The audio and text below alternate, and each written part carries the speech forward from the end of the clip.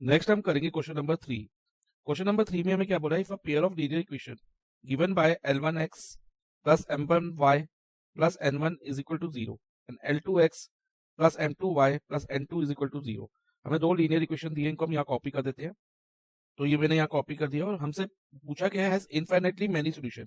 इनके infinitely many solution हो तो क्या होगा, then which of the following is definitely true, कि इनमें से 4 स्टेटमेंट में से कौन सी डेफिनेटली ट्रू होगी। डेफिनेटली मींस पक्के तौर पे, मतलब पक्का वो ट्रू होगी ही होगी, उसका कोई शक नहीं है कि वो ट्रू ना हो, कोई डाउट, विदाउट एनी डाउट वो ट्रू होगी। ओके, तो देखते हैं बच्चा। तो इसके लिए आपको ये पता होना चाहिए कि इनफिनिटली मेनी सोल्यूशन की कंडीशन क्या होती है। इनफिनिटली मेनी सोल्यूशन में हमारा a1/a2 equal to b1/b2 equal to c1/c2 होता है। ये कंडीशन हमारी लगती है अलजेब्रिक कंडीशन। तो बच्चा इसके जो नेचर ऑफ सॉल्यूशन के बारे में, इसके ग्राफ और नेचर ऑफ सॉल्यूशन के बारे में मैंने एक सेपरेट वीडियो में एक्सप्लेनेशन दी हुई है और उस वीडियो का लिंक डिस्क्रिप्शन में मैंने प्रोवाइड कर दिया, वहां से देख सकते हैं।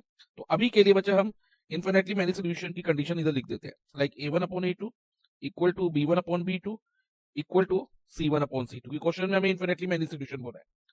तो अब इधर a1 क्या है बच्चा, जो x का कोफिशिएंट इन इक्वेशन 1, ये इक्वेशन 1 हो गई और ये 2 हो गई। तो x का कोफिशिएंट इन इक्वेशन 1 क्या है, L1, और a2 या x का कोफिशिएंट इक्वेशन 2 में वो क्या है, L2।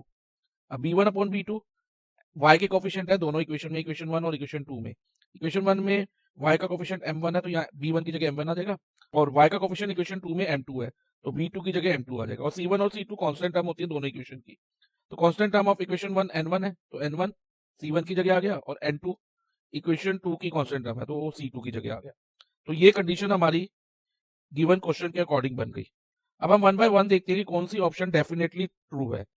देखो ऑप्शन 1 में लिखा है बच्चा L1/L2 इक्वल टू N2/N1। ऐसा तो नहीं है, L1/L2 किसके इक्वल है, N1/N2 के, ना कि N2/N1 के।